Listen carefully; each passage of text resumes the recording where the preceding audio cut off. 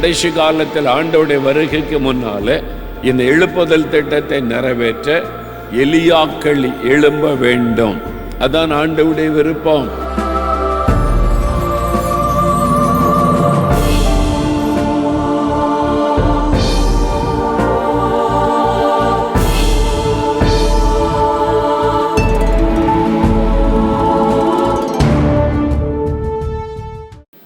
மல்கியா தீர்க்கதரிசியின் புஸ்தகம் 4ஆம் அதிகாரம் 5-6 வசனங்களை வாசிக்க கேட்போம். மல்கியா தீர்க்கதரிசன புஸ்தகம் 4ஆம் அதிகாரம் 5-6 வசனங்களை வாசிக்க கேட்போம். இதோ கர்த்தருடைய பெரிதும் பயங்கரமுமான நாள் வருகிறதற்கு முன்னே நான் உங்களிடத்திற்கு எலியா தீர்க்கதரிசியை அனுப்புகிறேன். நான் வந்து பூமியை சங்காரத்தால் அடிக்காதபடிக்கு அவன் பிதாக்களுடைய இருதயத்தை பிள்ளைகளிடத்திற்கும் பிள்ளைகளுடைய இருதயத்தை அவர்கள் பிதாக்களிடத்திற்கும் திருப்புவான். இதோ கர்த்தருடைய பெரிதும் பயங்கரமான நாள் வருகிறதற்கு முன்னே நான் உங்களிடத்திற்கு எலியா தீர்க்கதரிசியை அனுப்புகிறேன். ஆண்டவர் சொல்லுகிறார், நான் எலியா தீர்க்கதரிசியை அனுப்புகிறேன் என்பதாக. இது பழைய ஏற்பாட்டில் சொல்லப்பட்ட கடைசியாக சொல்லப்பட்ட தீர்க்க தரிசன வார்த்தை.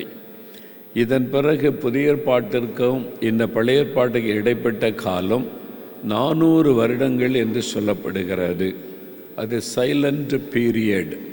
அதன் பிறகு தீர்க்க தரிசனம் வெளிப்படவும் இல்லை, தீர்க்கதரிசிகள் எழும்பவும் இல்லை, கர்த்தருடைய வார்த்தை வெளிப்படவும் இல்லை. ஒரு 400 ஆண்டு காலம் சைலண்ட் பீரியட். இது கடைசியாக சொல்லப்பட்ட தேவனுடைய தீர்க்க தரிசனம். நான் உங்களிடத்திற்கு எலியா தீர்க்கதரிசியை அனுப்புகிறேன். அது கர்த்தருடைய பெரிதும் பயங்கரமான நாள் வருவதற்கு முன்பாக என்று ஆண்டவர் சொல்கிறார். எலியா தீர்க்கதரிசியை கர்த்தர் அனுப்பினாரா என்று சொன்னால், யோவான் ஸ்நானகன் வந்து பிரசங்கம் பண்ணி தேவனுடைய ஊழியத்தை நிறைவேற்றின போது எலியாவின் ஆவியை உடைய மனுஷன் என்று அவரை குறித்து சொல்லப்படுகிறது. எலியாவின் ஆவியை பெற்ற ஒரு மனிதர். எலியாவை தேவன் எப்படி பயன்படுத்தினாரோ அப்படி யோவான் ஸ்நானகனை தேவன் பயன்படுத்தினார் என்பதை நாம் அறிந்து கொள்கிறோம். ஒரு எலியாவை நான் அனுப்புவேன் என்று சொல்லி யோவான் ஸ்நானகனை கர்த்தர் அனுப்பினார். எப்பொழுது, எதற்காக அனுப்பினார்? இயேசு இந்த உலகத்தில் வந்து ரட்சிப்பின் திட்டத்தை நிறைவேற்றி திரள் கூட்ட மக்களை ரட்சிக்க அவர் மூலமாக ஒரு எழுப்புதல் உண்டாக உலகத்தை ஆயத்தப்படுத்தவும் வழியை ஆயத்தப்படுத்தவும் எலியா வர வேண்டியது அவசியமாயிற்று. ஆகவே எலியாவின் ஆவியை பெற்ற இந்த யோவான் ஸ்நானகனை கர்த்தர் எழுப்பி அதே விதமாய் பயன்படுத்தினதை நாம் வேதத்திலே பார்க்கிறோம்.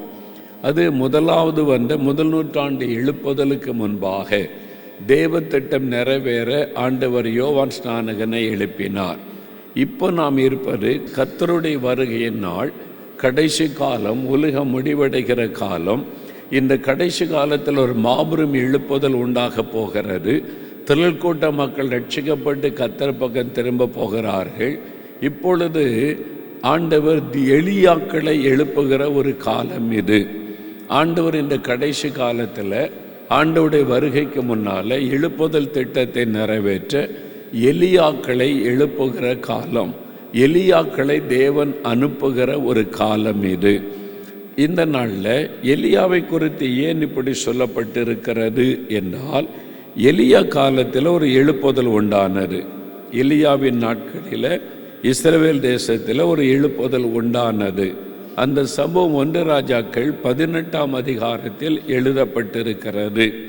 ஜனங்கள் எல்லாரும் ஆண்டவருக்கு முன்பாக விழுந்து கர்த்தரே தெய்வம், கர்த்தரே தெய்வம் என்று சொன்னார்கள்.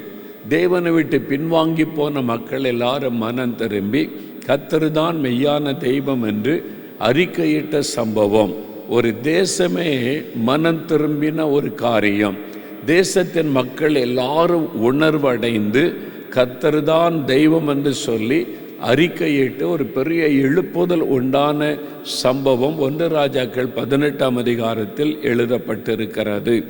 ஆகாப் ராஜாவின் நாட்கள் ஏசபேல் அவனுடைய மனைவி, அவள் ஒரு விக்கிரக ஆராதனை குடும்பத்தை சார்ந்தவள்.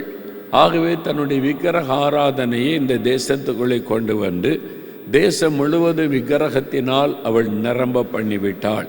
எங்கு பார்த்தாலும் பாகால் கோயில்களும் தோப்பு விக்கிரக கோயில்களும் உருவாக்கப்பட்டது. அவள் எங்கு பார்த்தாலும் விக்கிரகத்தை உண்டாக்கி தேசம் முழுவதும் விக்கிரகத்தினால் நிரப்பி ஆண்டவரை துக்கப்படுத்துகிற தீட்டான காரியத்தை செய்துவிட்டாள். அது மாத்திரமல்ல, பாகால் தீர்க்கதரிசிகள் 450 பேர், தோப்பு விக்கிரகத்தின் தீர்க்கதரிசிகள் 400 பேர். இவர்கள் எல்லாரும் அவளுடைய பந்தியிலே சாப்பிடக்கூடிய அளவிற்கு அரண்மனையிலே இந்த மந்திரவாதிகள் நிறைந்திருந்தார்கள். பாகால் தீர்க்கதரிசிகள் என்கிறவர்களும் தோப்பு விக்கிரக தீர்க்கதரிசிகளும் 850 பேர். இந்த மந்திரவாதத்தினால் அவள் தன்னுடைய அரண்மனையிலே மந்திரவாதிகளை வைத்து பராமரித்து கொண்டு வந்தாள். கர்த்தருடைய தீர்க்கதரிசிகள் இருந்தால் மந்திரவாதம் பலிக்காது. கர்த்தருடைய தீர்க்கதரிசிகள் எழும்பி ஜெபம் பண்ணினால் மந்திரவாதத்தின் கிரியைகள் முடக்கப்பட்டு விடும். ஆகவே கர்த்தருடைய தீர்க்கதரிசிகளை கொலை செய்து அதிலே பல தீர்க்கதரிசிகள் ஒளிந்து கொண்ட காரியங்கள் வேதத்தில் சொல்லப்படுகிறது. அப்போ ஆண்டவருடைய தீர்க்கதரிசிகளுக்கு ஆபத்து, கர்த்தருடைய பிள்ளைகளுக்கு ஆபத்து. வெளியிலே அவர்கள் கர்த்தருடைய தீர்க்கதரிசி என்று சொல்ல முடியாத சூழ்நிலை, பயந்து ஒளிந்திருந்த ஒரு காலம் அது. அந்த மாதிரி ஒரு சூழ்நிலையில் தான் தேசம் தேவனை விட்டு விலகி போனது, தீட்டுப்பட்டு போனது, கர்த்தரை விட்டு ஜனங்கள் விலகி போனார்கள். அந்த மாதிரி ஒரு சூழ்நிலை காலத்தில் எங்கு பார்த்தாலும் விக்கிரக வணக்கங்கள் பெருகிவிட்டது. அந்த சமயத்தில் பாகால் என்கிற அந்த தெய்வ வணக்கம் பெருகினதுனால இஸ்ரவேல் மக்களில் பலரும் பாகாலை வணங்கலாம், கர்த்தரை வணங்கலாம் என்கிற சூழ்நிலையிலே வந்துவிட்டார்கள். ஏனென்றால் இந்த பாகால் என்கிற அந்த தெய்வம், அந்த விக்கிரகம் வந்து செழிப்பின் ஒரு கடவுளாக கருதப்பட்டது. அதை வணங்கினால் செழிப்பு உண்டாகும், ஆசீர்வாதம் உண்டாகும், நன்மை நடக்கும் என்பதான ஒரு காரியத்தை அந்த விக்கிரகத்தின் மூலமாக உண்டாக்கினதுனால மக்கள் தங்களுடைய வாழ்க்கையை செழிக்கணும், நிலங்கள் செழிக்கணும், ஆசீர்வாதமாக இருக்க வேண்டும் என்று பாகாலை பின்பற்ற ஆரம்பித்தார்கள். ஆனால் தேசத்தில் நடக்கிறது எல்லாம் கவனித்த போது ஒரு மனிதனுக்குள்ளே ஒரு பாரம் உண்டானது, எலியாவுக்குள்ளே ஒரு துக்கம் உண்டானது. தேசம் தீட்டுப்பட்டு போனது, தேசம் கர்த்தரை விட்டு விலகி போனது, விக்கிரக ஆராதனை பெருகிவிட்டது, மந்திரவாதங்கள் பெருகிவிட்டது. இந்த மந்திரவாதிகள் தான் ஏசபேலின் அரண்மனையிலிருந்து ராஜாவை வழி நடத்துகிறார்கள். இதெல்லாம் பார்க்க பார்க்க எலியாவுக்குள்ள ஒரு பெரிய துக்கமும் வேதனையும் உண்டானது. ஆகவே அவர் தேவனை நோக்கி ஜெபித்திருக்க வேண்டும். எவ்வளவு காலம் அவர் ஜெபித்தார் நமக்கு தெரியாது, எத்தனை ஆண்டுகள் ஜெபித்தார் தெரியாது. ஆரம்பத்தில் அது நமக்கு சொல்லப்படவில்லை. ஆனால் அவர் ஜெபித்து கொண்டிருந்திருக்க வேண்டும் தேசத்திற்காக. ஏனென்றால் அவருடைய ஜெபத்தை குறித்து வேதம் சாட்சி கொடுக்கிறது. யாக்கோபு 5ஆம் அதிகாரத்தில் அதை குறித்து வாசிக்கிறோம். கருத்தாய் ஜெபிக்கிற ஒரு பழக்கம் எலியாவுக்குள்ளே காணப்பட்டது. இப்போ எலியா தேசத்திற்காக ஜெபித்து கொண்டிருக்கிறார். தேசம் மறுபடியும் கர்த்தர் பக்கமாய் திரும்பணும், அதற்கு ஒரு எழுப்புதல் உண்டாகணும், தேசம் மறுரூபகப்படணும், தேசத்தின் ஜனங்களெல்லாம் கர்த்தர் தான் தெய்வம் என்று அறிந்து கொள்ள வேண்டும் என்பதை குறித்த ஒரு பாரத்தோடு எலியா ஜெபித்து கொண்டே வந்திருக்க வேண்டும். அந்த சமயத்தில் தான் கர்த்தர் எலியாவுக்கு ஒரு காரியத்தை சொல்லுகிறார். உன் ஜெபம் கேட்கப்பட்டது, நீ போய் ஆகாபிடத்தில் பேசு, ராஜாவினிடத்தில் பேசு. என்ன பேசுவது? இனி என்னுடைய வார்த்தையின்படி அன்றி இந்த தேசத்தில் மழையாகிலும் பனியாகிலும் பெய்வதில்லை என்று இஸ்ரவேலின் தேவனாகிய கர்த்தருக்கு முன்னிருக்கிற நான் சொல்லுகிறேன் என்பதாய் சொன்னார். மழையும் பெய்யாது, பனியும் பெய்யாது. ஒரு பயிர் செழிக்க வேண்டும், அறுவடை வேண்டுமென்றால் மழையும் அவசியம், பனியும் அவசியம். இங்கே எலியா சொல்றார், இனி மழையும் பெய்யாது, பனியும் பெய்யாது என்பதாக. வானத்தை அடைத்து விட்டு போய்விட்டார். ஒரு பக்தன் அதை பற்றி எழுதும் பொழுது சொல்லுகிறார், எலியா வந்தார், வானத்தை பூட்டினார், சாவியை பாக்கெட்டில் போட்டுக்கொண்டு போய்விட்டார். இனி எலியா வராதபடி வானம் திறக்கப்பட முடியாது. இப்போ எலியாவை தேவன் ஒவ்வொரு இடமாய் அனுப்புகிறார். நீ கேரி தாற்றண்டை ஒளிந்து கொண்டிரு என்று சொல்லுகிறார். காகத்தை கொண்டு போஷிக்கிறார். அங்கிருந்து சாரிபாத்தை விதவையின் வீட்டுக்கு அனுப்புகிறார்.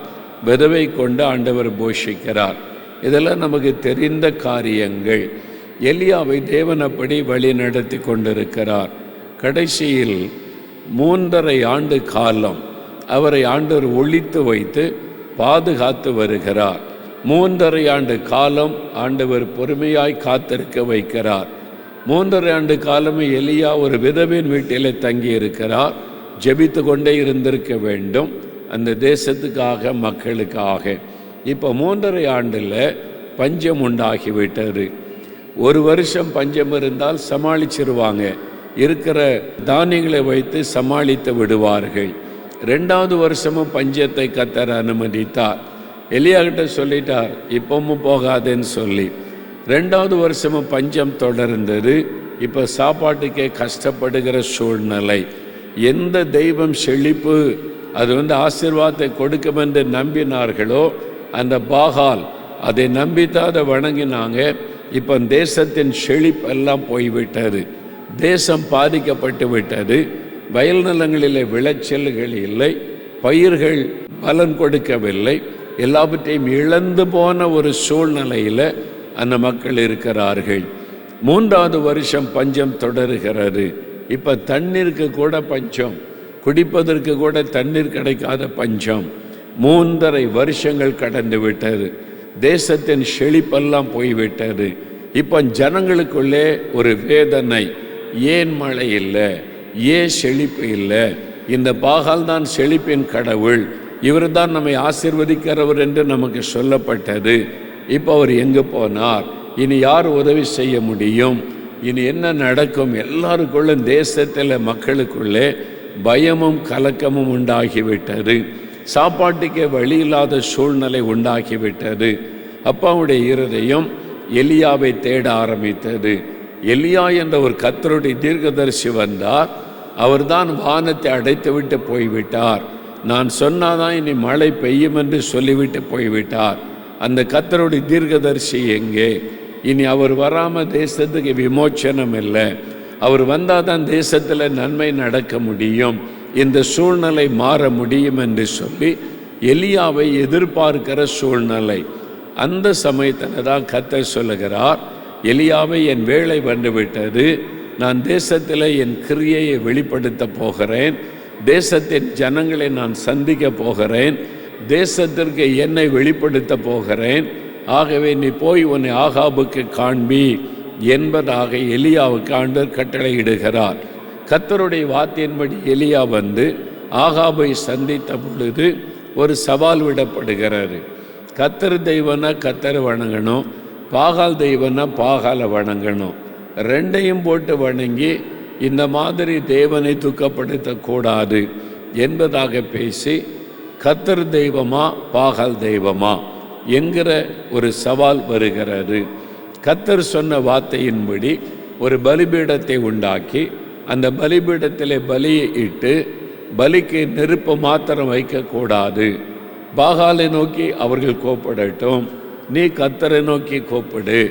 அக்கனியினால் உத்தரவர்களின் தெய்வமே தெய்வம் என்பதாக சவால் விட சொன்னார். எலியா கர்த்தர் சொன்னபடியே செய்த பொழுது சம்மதித்தார்கள். இப்பொழுது கர்மேல் மலையிலே கூடி வருகிறார்கள். ஆகாப் ராஜா தன்னுடைய இராணுவத்தோடு வந்திருக்கிறார், சேனைகளோடு வந்திருக்க வேண்டும். இன்னொரு பக்கத்தில் 850 பாகால் தீர்க்கதரிசிகள், தோப்பு விக்கிரக தீர்க்கதரிசிகள், அந்த மந்திரவாதிகள் 850 பேர் நிற்கிறாங்க. எலியா தனி ஆளாக நின்று கொண்டிருக்கிறார், கர்த்தருக்காக நின்று கொண்டிருக்கிறார். அவர்கள் சொன்னபடி முதலாவது பலிபீடத்தின் மீது காளை பலி செலுத்தி வைக்கப்படுகிறது. இப்பொழுது பாகால் தீர்க்கதரிசிகள், அந்த மந்திரவாதிகள் சத்தமிடுகிறார்கள், அக்கினி இறங்க வேண்டும் என்று சொல்லி அவர்கள் வேண்டுதல் செய்கிறார்கள். அக்கினி இறங்கணும், அக்கினி இறங்கணும்னு வேண்டுதல் செய்கிறார்கள். அவர்கள் காலையிலிருந்து வேண்டுதல் செய்கிறாங்க. மத்தியானம் ஆகிவிட்டது, அக்கினி இறங்கவில்லை. அப்பொழுது எலியா பரிகாசம் பண்ணுகிறார், இன்னும் கொஞ்சம் சத்தமாக கூப்பிடுங்க. அந்த பாகால் தூங்கினாலும் தூங்கி கொண்டிருப்பான், நீங்கள் சத்தமாக கூப்பிட்டா ஒருவேளை எழும்பக்கூடும், அல்லது எங்கேயாவது பிரயாணமாய் போயிருப்பான் என்பதாக பரிகாசம் பண்ணுகிறார். அந்த மாதிரி பரிகாசத்துக்கு மத்தியில் இன்னும் வேகமாக அவங்க பிரார்த்தனை பண்ணுறாங்க. தங்களுடைய சரீரத்தை கீறி கொள்கிறாங்க, தங்களுடைய இரத்தத்தை சிந்துகிறார்கள். அந்த இரத்த பலி செலுத்தி அவங்க பாகாலை நோக்கி கூப்பிடுகிறார்கள். ஆனால் பலன் இல்லை. இப்பொழுது பகலெல்லாம் கூப்பிட்டு ஓய்ந்து அவங்க இனி ஒன்றும் செய்ய முடியாது என்று அமர்ந்து விட்டார்கள். இப்பொழுது எலியாவுடைய வேலை வந்து விட்டது. பாருங்க, வேதம் சொல்லுகிறாரு 36வது வசனத்தில், அந்தி பலி செலுத்தும் நேரத்தில் தீர்க்கதரிசியாகிய எலியா வந்து என்பதாய் சொல்லப்படுகிறாரு. காலையிலிருந்து மாலை வரைக்கும் அந்த மந்திரவாதிகளுக்கு டைம் கொடுக்கப்பட்டாரு, விக்கிரக மந்திரவாதிகளுக்கு நேரம் கொடுக்கப்பட்டாரு. அது உங்களுக்கான வேலை, நீண்ட வேலை கொடுக்கப்பட்டது. அவங்க அதிகமான பேர், எலியா ஒரு ஆள் தான், அவர் கொஞ்சம் பேர் தான், அவருக்கு சப்போர்ட்டாக இருக்கிற கொஞ்சம் பேர் இருந்திருப்பாங்க. ஏன்னா மெஜாரிட்டி பாகால் தீர்க்கதரிசிகள், விக்கிரக தோப்பு தீர்க்கதரிசிகள் என்று சொல்லப்படுகிற மந்திரவாதிகள் தான், அவங்க தான் மெஜாரிட்டி.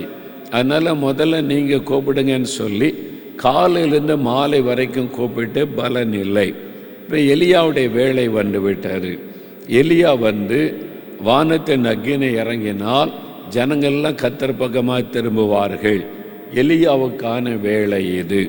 இதுதான் எழுப்புதலுக்கான காலம், அக்கினி இறங்கக்கூடிய ஒரு காலம். ஆண்டவர் வாக்கு கொடுத்தபடி பூமியின் மேல் அக்கினியை போடுகிற ஒரு காலம், எழுப்புதல் அக்கினி பரவுகிற ஒரு காலம், ஜனங்கள் கர்த்தரை தெய்வம் என்று அறிந்து கொள்ளுகிற ஒரு காலம். இந்த காலத்தை நல்லா விளங்கி கொள்ளுங்கள். பாகாலுக்கு கொடுக்கப்பட்ட காலம் முடிந்து விட்டது, அவனுக்கு கொடுக்கப்பட்ட வேலை முடிந்து விட்டது. காலையிலிருந்து சாயங்காலம் வரைக்கும் பாகாலை நோக்கி கூப்பிட்டாங்க, அந்த டைம் முடிந்து விட்டது. இப்பொழுது எலியாவுடைய வேலை, இது கர்த்தருடைய வேலை, இது எழுப்புதலின் வேலை, ஆண்டவருடைய வேலை வந்து விட்டது. ஆண்டவர் சொல்லுகிறார், என் பிள்ளைகளே, உங்களுக்கான காலம் வந்து விட்டது. நீங்க எலியாவாக எழும்ப வேண்டும். கடைசி காலத்தில் ஆண்டவருடைய வருகைக்கு முன்னால இந்த எழுப்புதல் திட்டத்தை நிறைவேற்ற எலியாக்கள் எழும்ப வேண்டும். அதான் ஆண்டவருடைய விருப்பம். இது எலியாவினுடைய நாட்கள். ஒரு காலத்தில் எலியா காத்திருந்தார், ஆண்டவருடைய வேலைக்காக பொறுமையாய் காத்திருந்து செபித்து கொண்டிருந்தார். இப்போ அந்த வேலை வந்து விட்டது.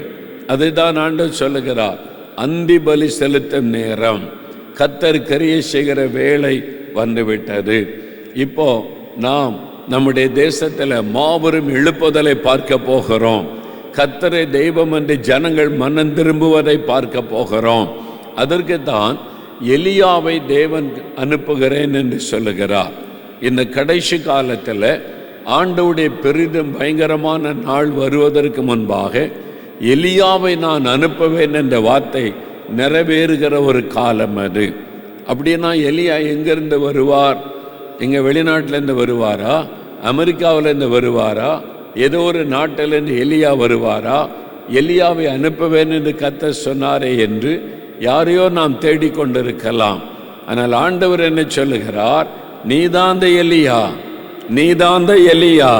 நீ எழும்பினாதான் தேசத்தில் மாற்றம் வரும். நீதான் எலியாவாக எழும்ப வேண்டும், நீதான் எலியாவாக செயல்பட வேண்டும். உன்னை கொண்டுதான் என் திட்டங்களை நிறைவேற்ற வேண்டும் என்று கர்த்தருடைய ஆவியானவர் உங்களோடு பேசுகிறார். உங்களை எலியாவாக எழுப்பி அனுப்ப விரும்புகிறார். இங்கு வந்திருக்கிற ஒவ்வொருவரும் இங்கிருந்து செல்லும் பொழுது எலியாக்களாக நீங்கள் புறப்பட வேண்டும். ஒவ்வொரு சகோதரனும் எலியாதான், ஒவ்வொரு சகோதரியும் எலியாதான். இது எழுப்புதல் காலத்தில் தேவன் பயன்படுத்துவதற்கு தெரிந்து கொள்ளப்பட்ட எலியாக்கள் நீங்கள் தான். எலியாக்கள் எழும்பணும் இந்த எழுப்புதல் காலத்தில். அதுதான் தேவனுடைய திட்டம். நீங்க எழும்பனா தேசத்தில் மாற்றம் வந்து விடும். எலியாவாக நீ எழும்பணும் என்பதுதான் தேவனுடைய விருப்பம். நாம் என்ன நினைக்கிறோம்? அதுக்கு தான் நீங்கள் இருக்கீங்க மேடையில் பிரசங்கம் பண்ணுற ஊழியக்காரர்கள். அந்த ஆண்டவுடைய விருப்பம், ஆண்டவுடைய சித்தம் மேடையில் நின்று பிரசங்கம் பண்ணுகிற ஊழியர்கள் மாத்திரம் அல்ல, இங்கே வந்திருக்கிற அத்தனை பேரும் எலியாவா எழும்பணும். அதான் தேவனுடைய திட்டம். அல்லேலூயா. இங்கே வந்திருக்கிற ஒவ்வொருவரும் எலியாக்களாக எழும்ப வேண்டும். அன்றைக்கு ஒரு சின்ன தேசம் இஸ்ரவேல் தேசம், கர்த்தரை அறிந்த மக்கள் பின்வாங்கி போனார்கள். அவங்க திரும்ப கர்த்தருக்குள்ள வருவதற்கு ஒரு எலியா. ஆனால் இது பெரிய தேசம், 143 கோடி மக்கள் உள்ள பெரிய ஒரு தேசம் இது. பல ஆயிரக்கணக்கான பாஷை பேசக்கூடிய மக்கள் நிறைந்த தேசம் இது. இந்த முழு தேசமும் கர்த்தரை அறியணும், தேவன் பக்கம் திரும்பணும் என்று சொன்னால் ஒரு எலியா போதாது. நாம் ஒவ்வொருவரும் எலியாக்களாக எழும்ப வேண்டும் என்று கர்த்தர் விரும்புகிறார். ஆகவே இங்கிருந்து அந்த எலியாவுக்கு அனுப்பின கொடுத்த அந்த அபிஷேகத்தோட உங்களை ஆசீர்வதித்து அனுப்ப விரும்புகிறார். இந்த எலியா, இவரை கர்த்தர் பயன்படுத்த காரணம் என்ன? இந்த எலியாக்குள்ள விசேஷமாக என்ன காணப்பட்டது? 1 ராஜாக்கள் 18:21 வாசிக்க கேட்போம். அப்பொழுது எலியா சகல ஜனத்தண்டைக்கும் வந்து, நீங்கள் எந்த மட்டும் 2 நினைவுகளால் குந்தி குந்தி நடப்பீர்கள்?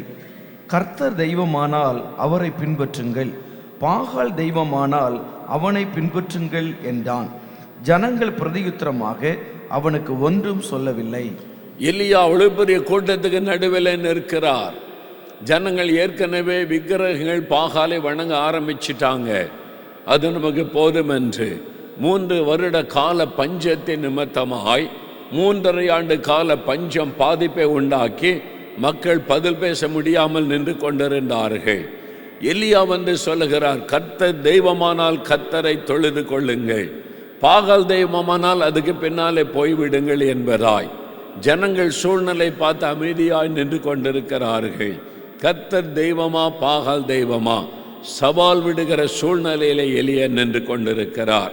அது மாத்திரமல்ல, 24வது வசனத்தில் சொல்லுகிறார், அக்கினியினால் பதில் அருளும் தெய்வமே தெய்வம். யார் மெய்யான ஆண்டவர்? யார் மெய்யான தெய்வம்? பாகாலா கர்த்தரா? அக்கினியினால் பதில் அருளும் தெய்வமே. ஒரு வைராக்கியம் ஆண்டவருக்காக எலியாவுக்குள்ளே காணப்பட்டது. கர்த்தரே தெய்வம் என்பதை இந்த மக்களுக்கு விளங்க பண்ணணும், நிரூபித்து காண்பிக்க வேண்டும். கர்த்தர் தான் மெய்யான ஆண்டவர் என்பதை இவங்க அறிந்து கொள்ள செய்ய வேண்டும். அந்த வைராக்கியம் எலியாவுக்குள்ளே காணப்பட்டது. இவங்க கர்த்தரை அறிய வேண்டும் என்கிற ஒரு வைராக்கியம் நமக்கு இருக்க வேண்டும். இந்த தேசத்தில் இருக்கிற 143 கோடி மக்களும் இயேசுவே ஆண்டவர் என்று அறிய வேண்டும். அவரே மரணத்தை ஜெயித்தவர், உயிரோடு இருக்கிறவர், என்றென்றைக்கு ஜீவித்திருக்கிறவர். அவரே வானத்தை பூமியை உண்டாக்கினவர், அண்ட சராசரங்களை ஆண்டு நடத்துகிற தேவன். அவரை திரும்ப வந்து ஆளுகை செய்ய போகிற ராஜாதி ராஜா என்பதை சகல ஜனங்களும் அறிந்து கொள்ள வேண்டும். அதான் தேவனுடைய விருப்பம். அதுக்கு எலியா எழும்ப வேண்டும். எலியாவாக நீங்கள் நானும் எழும்ப வேண்டும். அவனுக்குள்ள ஒரு வைராக்கியம் இருந்தது. நமக்குள்ளே கர்த்தரை குறித்த ஒரு வைராக்கியம் இருக்கணும். ஆண்டவரை குறித்த ஒரு வைராக்கியம் நமக்குள்ளே இருக்கணும். இந்த 2 நினைவுகளால் குந்தி குந்தி நடக்கிற காரியம் இருக்கக்கூடாது. பாருங்க, ஜனவரி மாதம் பொங்கல் விடுமுறை நாட்களில் 3 நாள் உபவாச ஜெபம் இதே இடத்துல நடைபெற்றது. அந்த 3 நாளும் சாப்பிடாம உபவாசம் பண்ணி ஜெபிக்கணும். கடைசி நாள் தான் ஆகாரம் கொடுக்கப்படும். 13,000 மக்கள் வந்திருந்தாங்க. எந்த வருஷமும் இல்லாத அளவிற்கு அவ்வளவு கூட்டம், 13,000 மக்கள் வந்திருந்தாங்க பல இடத்திலிருந்து. இவ்வளோ பேர் தியாகத்தோடு வந்திருக்கிறாங்க. பல இடத்துலேருந்து பிரயாணப்பட்டு வந்திருக்கிறாங்க. அதுவும் 3 நாள் சாப்பிடாமல் உபவாசித்து ஜெபிக்க தியாகத்தோடு வந்திருக்கிறாங்க. அதனால் நல்லா இன்றைக்கி ஜெபிக்கலாம், ஆண்டவருடைய பிரசன்னத்தோடு ஜெபிக்க முடியும் என்று தான் வந்திருந்தோம். முதல் நாள் கூட்டத்தில் நான் அமர்ந்த பிறகு ஆவியானவர் என்னோடு இடைப்பட ஆரம்பித்தார். நாங்கள் ஸ்ட்ரைட்டாக நம்ம தேசத்துக்காக எழுப்புதலுக்காக ஜெபிக்கலான்னு நினைத்த போது ஆண்டவர் சொன்னார், ஜெபிக்கிற இவர்கள் சுத்திகரிக்கப்பட வேண்டும், ஜெபிக்கிற இவர்கள் பரிசுத்தமாக்கப்பட வேண்டும். பாருங்க, எலியா அக்கினி இறங்குவதற்கு முன்பாக பலிபீடத்தை செப்பனிட்டார். கர்த்தருடைய பலிபீடம் சிதைக்கப்பட்டு கிடந்தது. அதை செப்பனிட்டார் என்று வேதத்திலே பார்க்கிறோம். பலிபீடத்தை சரிப்படுத்தினார். அப்போ இன்றைக்கு என் ஜனங்களுடைய வாழ்க்கை சரிப்படுத்தப்படணும். அப்போ தான் நான் அந்த அக்கினி அனுப்ப முடியும், எழுப்புதல் திட்டம் நிறைவேற முடியும் என்று சொன்னபோது ஆவியானவர் சொன்னார், இங்கே வந்து நின்றபோது இவங்க ரட்சிக்கப்பட்டவங்க, அபிஷேகம் பெற்றவங்க, ஞானஸ்நானம் பெற்று சபையில் சேர்க்கப்பட்டவங்க, பைபிள் வாசிக்கிறவங்க, ஜெபம் பண்ணுறவங்க எல்லாம் கர்த்தருடைய பிள்ளைகள் தான். ஆனால் இவங்களுக்குள்ள ஆண்டவரை துக்கப்படுத்துகிற தீட்டான காரியம் இருக்கிறது. என்ன காரியம் என்று நான் ஆண்டவரை நோக்கி பார்த்தபோது ஆவியானவர் சொன்னார், இவர்களிலே பலர் விக்கிரக ஆராதனையோடு சம்பந்தப்பட்டிருக்கிறாங்க. குறி சொல்லுகிற ஆவியை தேடி, குறி சொல்லுகிற மக்களை தேடி போயிருக்கிறாங்க. மந்திரவாதம் செய்கிறவங்களை நாடி போய் மந்திரவாதம் பண்ணி மந்திரிக்கப்பட்ட தகடுகள், தாயத்துகளை வச்சிருக்கிறாங்க. யார் இவர்கள்? ரட்சிக்கப்பட்டவங்க, ஞானஸ்தானம் பெற்று சபையில் சேர்க்கப்பட்டவர்கள், விசுவாசிகள் என்று அழைக்கப்படுகிறவர்கள். அவங்க எப்படி இப்படி செய்ய முடியும்? அவங்க தான் ரட்சிக்கப்பட்டு சபையில் சேர்ந்துட்டாங்களே. ஆனால் ஆவியானவர் சொல்லுகிறார், அவங்க ரட்சிக்கப்பட்டது உண்மை, சபையில் சேர்க்கப்பட்டது உண்மை. ஆனால் அதே சமயத்தில் அவங்க விக்கிரக ஆராதனையோட சம்பந்தம் கலந்தது உண்மை. ரெண்டு நினைவுகளால் குந்தி குந்தி நடக்கிறவர்கள். நான் எப்படி எழுப்புதல் அனுப்ப முடியும், ஜெபத்துக்கு பதில் கொடுக்க முடியும்? அப்போ என்ன செய்யணும் ஆண்டவரே? ஆண்டவர் சொன்னார், ரகசிய ஜெபலாம் பண்ணக்கூடாது. இதற்கு சபை நடுவில் வந்து நான் இந்த பாவத்தை செய்துட்டேன், ரட்சிக்கப்படாதவங்கன்னா பரவாயில்ல, இவங்க ரட்சிக்கப்பட்டு ஞானஸ்தானம் பெற்று சபையில் சேர்ந்த பிறகு இந்த மாதிரி ஒரு காரியத்தை செய்திருக்கிறாங்க. அதனால் சபை நடுவில் பாவத்தை அறிக்கை செய்யும்போது தான் நான் இரக்கம் செய்வேன் என்று ஆண்டவர் சொன்னார். ஆகவே நான் சொன்ன இந்த மாதிரி நீங்கள் ரட்சிக்கப்பட்டு ஆண்டவருக்குள்ளே வந்த பிறகும் நீங்கள் குறி சொல்லுகிற ஆளை தேடி போயிருக்கிறீங்க, மந்திரவாதிகளை தேடி போயிருக்கிறீங்க, விக்கிரக வணக்கத்தோட சம்பந்தம் வச்சிருக்கிறீங்க, ரெண்டு மனதோட குந்தி குந்தி நடக்கிறீங்க, ஆண்டவருக்காக ஒரே உறுதியோடு நீங்கள் இருக்கலை. அதனால் இப்போ ஆண்டவர் சொல்லுகிறார், இந்த மாதிரி பாவத்தை செய்துட்டு இங்கே வந்திருக்கிறீங்க, ஆண்டவர் எப்படி ஜெபத்தை கேட்க முடியும்? உங்கள் ஜெபத்தை கேட்க முடியாதுன்னு ஆண்டவர் சொல்லுகிறார். அதனால் மனம் திரும்பி ஒப்பு கொடுக்கணும். முன்னால் வந்து ஒப்பு கொடுக்கணும். ரகசியமாக ஜெபம்லாம் கிடையாது, நீங்கள் ஒத்துக்கொள்ளணும் என்பதாய் அழைப்பு கொடுத்த போது ஆண்கள் வந்தாங்க. அநேகர் வந்து ஒப்பு கொடுத்தாங்க, கண்ணீரோடு அழுது. கிட்டத்தட்ட 350 பேர் இருக்கும். பாருங்கள், ரட்சிக்கப்பட்டாங்க, ஞானஸ்தானம் எடுத்துட்டாங்க, சபைக்கு போகிறாங்க. ஆனால் இந்த பக்கத்தில் விக்கிரகத்தோட தொடர்புடையவங்களாக இருக்கிறாங்க. குறி சொல்லுகிற ஆவியோட தொடர்பு, மந்திரவாதத்தோட தொடர்பு அதில் இருக்கிறாங்க. ரெண்டு நினைவுகளால் குந்தி குந்தி நடக்கிற கிறிஸ்தவர்கள். இன்றைக்கு உங்களுடைய வாழ்க்கை யோசித்து பாருங்கள், ஆண்டவருக்காக வைராக்கியமாக நிற்கிறோமா அல்லது நம்ம குந்தி குந்தி நடக்கிறோமான்னு சொல்லி. ஆனால் எலியாவுக்குள்ள ஒரு வைராக்கியம், அவங்க ஒப்பு கொடுத்து ஜெபித்த பிறகு தான் தேவன் இரக்கம் செய்தார். ஆண்டவரே இந்த பாவத்தை மன்னியும், இனிமேல் நாங்கள் இதை செய்ய மாட்டோம்னு ஒப்பு கொடுத்து ஜெபித்தார்கள். அப்பொழுது கர்த்தர் மனம் இறங்கினார். அப்போது ரெண்டு நினைவுகளால் நடக்கிறவர்கள், இதையும் பாரு அதையும் பாரு, ஏதாவது ஒன்று ஓகே தான், பக்தியாக இருந்தால் போதும், அப்படி அல்ல, இயேசுதான் என்பதாக. நான் ஊழியத்தின் ஆரம்ப காலத்தில் ஒரு கிராமத்து ஊழியத்து போயிருந்தேன். அந்த கிராமத்தில் 3 நாள் கூட்டம் நடைபெற்றது. ஆலயத்துக்கு வெளியில் தெருவில் இந்த கூட்டம் நடைபெற்றது. கடைசி நாள் கூட்டத்திற்கு சேரில் வைத்து ஒரு ஆளை தூக்கி சுமந்து கொண்டு வந்தார்கள்.